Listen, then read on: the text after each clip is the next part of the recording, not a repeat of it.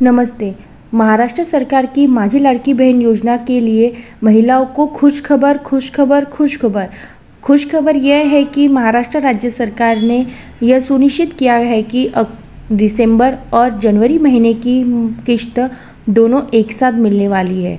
संक्रांति के इस अवसर पर इस घोषणा का लाभ मुख्यमंत्री देवेंद्र फडणवीस और एकनाथ शिंदे जी ने की है।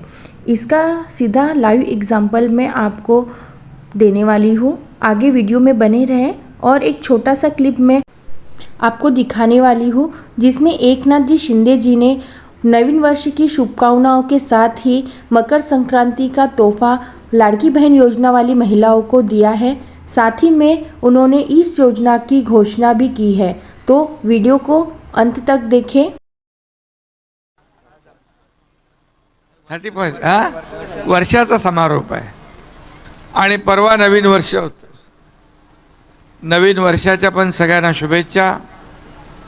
हे नवीन वर्ष सर्वांना सुखाचं, समृद्धीचं, आनंदाचं आणि आरोग्याचं जावो अशा आपल्या सगळ्यांना दिवावासियांना मनापासून शुभेच्छा।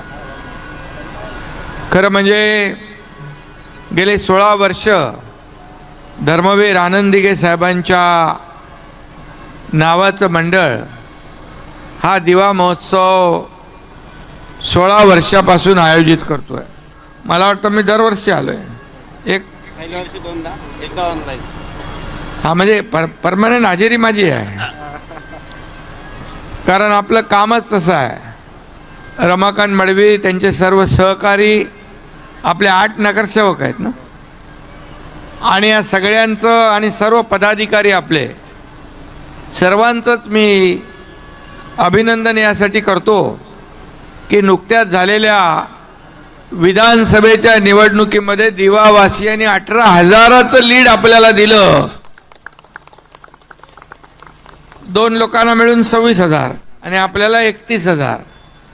म्हणजे आपण सर्व पदाधिकारी व्यासपीठावर आहेत ते आणि समोर बसलेले सर्व मतदार बांधव भगिनी या सगळ्यांचं हे यश आहे। आणि म्हणून मी मला विश्वास होता की एकदा एका कार्यक्रमाला मी आलो होतो। कुठला कार्यक्रम होता तो? भूमिपूजन आणि सत्कार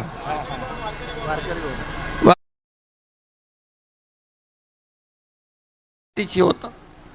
त्यांची शिकवण आपल्या गाठीशी होती आणि एवढं काम केलं पायाला भिंगरी लावून एकही दिवस 2.5 वर्षात सुट्टी घेतली नाही।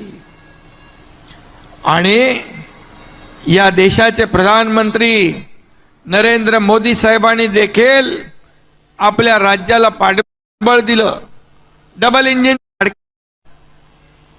पद येतात जातात, सत्ता येते जाते, परंतु बाळासाहेबांनी सांगितलंय नाव एकदा गेलं की परत येत नाही। आणि म्हणून जेव्हा संधी मिळते त्या संधीचं सोनं केलं पाहिजे।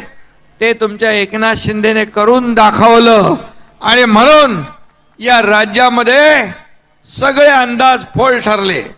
लोकसभेला आपल्या विरोधामध्ये लोक होते, म्हणजे मतदारांनी फेक नरेटिव्ह वरती विश्वास ठेवून मतदान केलं, परंतु अवघ्या 4 महिन्यात पूर्ण वातावरण बदलून टाकलं आणि या राज्यामध्ये पुन्हा महायुतीची सत्ता आपण आणली।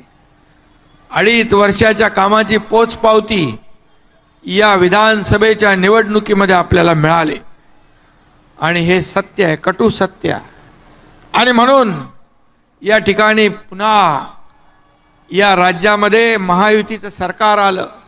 मला देवेंद्रजींनी त्यावेळेस मुख्यमंत्री म्हणून मला पाठिंबा दिला।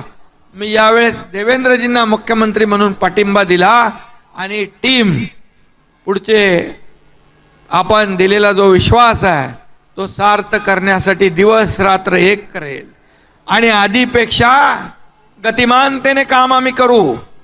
आम्हाला काय मिळालं यापेक्षा महाराष्ट्रातल्या जनतेला काय मिळणार आहे, त्यांच्या जीवनामध्ये काय बदल होणार आहे, त्यांचं जीवन कसं सुखी होईल, समाधानी होईल। माझ्या लाडक्या बहिणी असतील, लाडके भाऊ असतील, लाडके शेतकरी असतील, लाडके ज्येष्ठ असतील, सगळ्यांना योजना आपण केल्या। या योजना सगळ्या सुरू राहणार। एकही योजना बंद होणार नाही.